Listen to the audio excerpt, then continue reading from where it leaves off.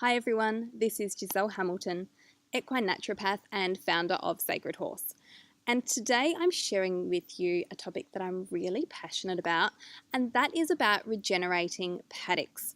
And I'm sharing with you today some of the tips and tricks that I use to regenerate paddocks and put trees and shrubs and screening plants back out in paddocks on a budget. Because the reality is, if you've got a fair bit of acreage, to put the number of trees out there that you want, it can be a little bit expensive depending on what you're wanting to plant out there. Now, there are organisations like in Australia, there's Trees for Life, where you can get native plants on a budget. So I guess if that's the way you want to go, feel free to contact your local Trees for Life, or if you're international, have a chat, have a look around. There are probably regeneration projects wherever you're living that you can get seeds, saplings and so forth on a budget to put out in your paddocks. So that's a great starting point. For me, I've got several hundred gum trees out in my paddock which are native, a lot of native eucalypts. I tend to find that they're not very good shade trees. They don't reduce the temperature particularly much, and they also encourage fire because they have a lot of oil in them, they drop a lot of bark, they drop a lot of leaves, so they do increase the fire risk quite a lot. Now, I don't take down the gum trees that are out there, absolutely not, because they are native and they're good for the native animals, the native wildlife, and they're really good for koalas because koalas eat the gum leaves. But in addition to that, because they are such terrible shade trees and they just randomly drop limbs, particularly this time of year when it's really hot, without warning, a perfectly healthy looking limb will drop. And I don't really want them landing on the horses. I don't want them landing on me. I don't want them landing on any of my stables or shedding. So I don't have any gums sort of around buildings.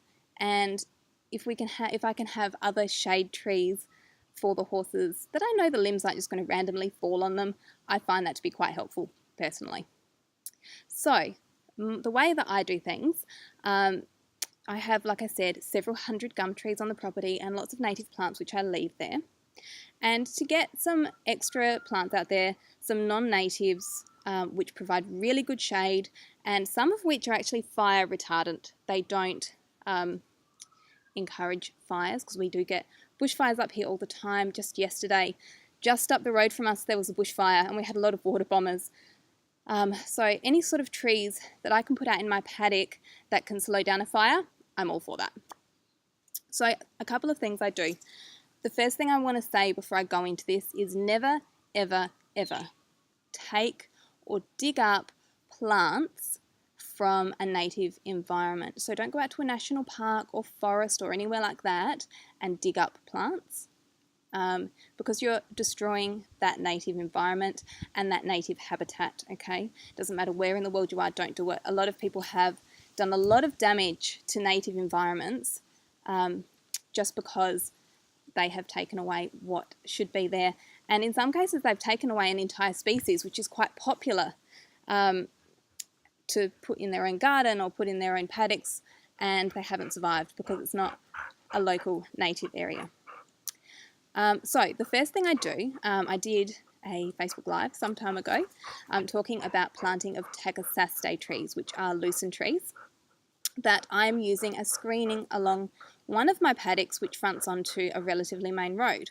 And I'm doing that so that the horses don't have to hear the traffic as much, provides them with a bit of shelter from wind, and it also stops people from being nosy and looking into my paddocks. And what I've done there is in the dead of winter for us, because our winters here, the coldest it sort of gets during the day would be 10 degrees Celsius, and overnight we get frosts. It might get down to 0 degrees Celsius, but we're sort of not getting any colder than that, and we get a lot of rain. So in the dead of winter, I have some spots around my creek where some Tagasaste trees do grow.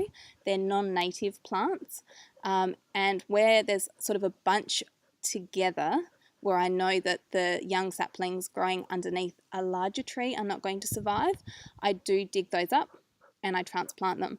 And I know that because we're getting ample rain and it's not overly hot, we're not getting the 35 degrees Celsius, 45 degrees Celsius days like we do in summer, those plants survive. Last winter I transplanted 5 plants and they all survived except for one which is not looking particularly healthy, and now that this hot weather has hit, it's probably not survived, but that's a really good sort of survival rate, so I'm quite happy with that. And this winter I will be doing the same to continue providing some screening for my horses.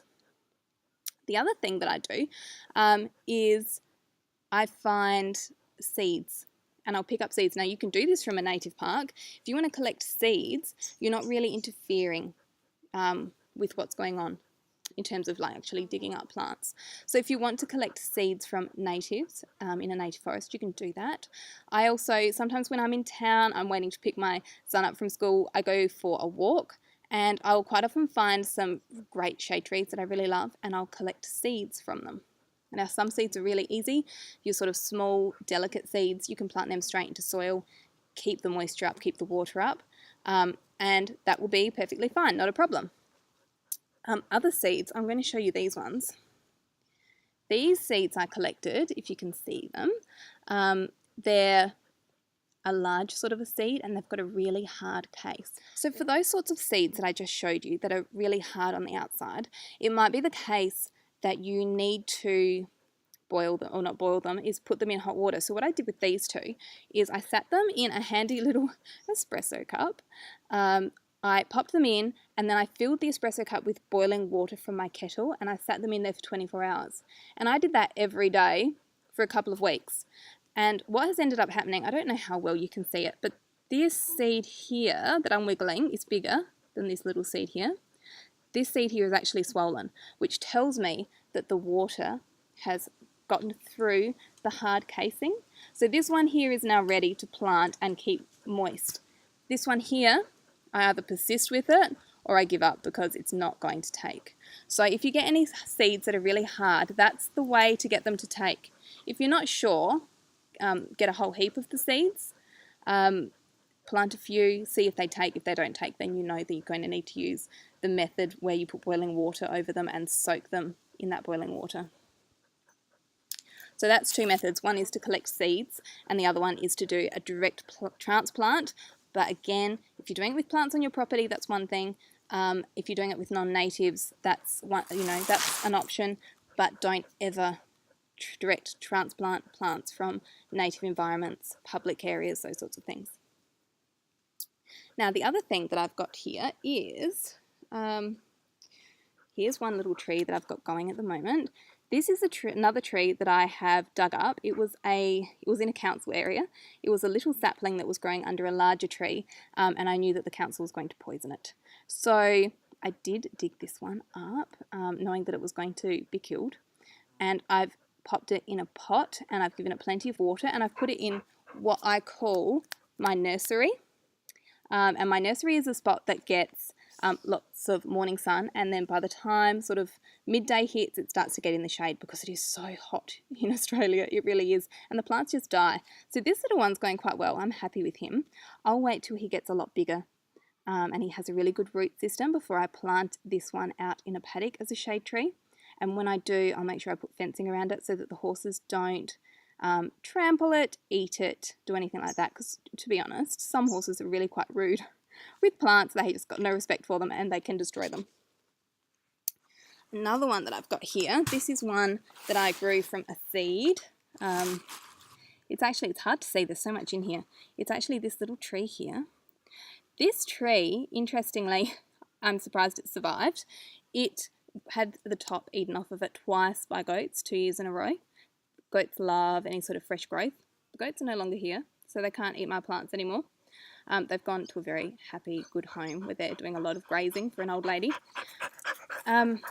You'll notice with this one, this is a little bit different. Most people try to keep their trees quite separate, just in a pot by themselves. But you'll see that I've got in here some other plants growing. I didn't actually put them there, but they are growing really quite happily by themselves, and I leave them to it.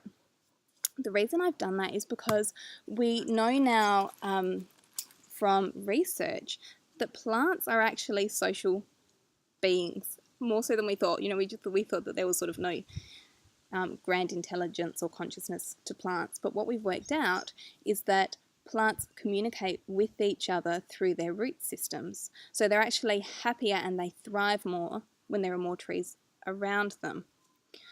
This little plant I had actually thought was dead coming out of winter. It had lost its leaves in winter, but it just didn't seem to regenerate, and a few of our plants did suffer this year because we had a late frost. So I thought this guy was dead, and there were other plants growing in its pot, and then the next thing you know, it's popped up and it's come good again, and I honestly think it's because it's got friends.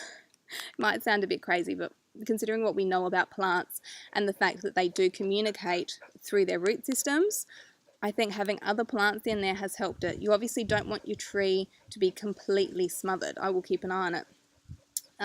But having other plants in there, it's got, you know, some other plants to communicate with in whatever way they communicate.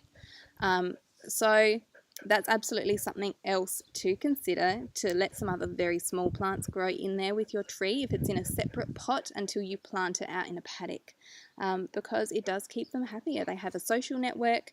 They feel that they're not alone in the world, I suppose. So yeah, give that a try. If you've got a plant that's not sort of happy, not doing particularly well, without smothering it, put some other plants in there with it. I do recommend it because it seems to have worked for me anyway. All right, so there are methods. Someone like Trees for Life who does trees for you at quite a good price. Getting seeds and striking trees from seeds. Pulling up plants on your property and transplanting them that are non-native, because you're not really meant to play with natives too much. Or getting them, like I do, from council areas when you know that they're going to be poisoned because they're growing where they're not supposed to be growing. Or growing them, yeah, from acorns and those sorts of things. And do give them a social network, give them some other plants to talk to, and do put them in an area, if you're in a really hot environment like we are here in Australia, where you're getting, you know, 35, 45 degree days or more, depending on where you live. Make sure they get the morning sun and the afternoon shade until they're a much bigger tree, and then you can give them exposure, because long term they're going to get the full sun. But while they're young, they just can't quite hack it. And also, final tip is, if you get frosts like we do here in the Adelaide Hills, keep the plants raised off the ground so that they're not susceptible to that frost. Or if you're not keeping them raised off the ground, you might need to make a little shade house for them, which you can do quite easily. And you can look up how to do that online.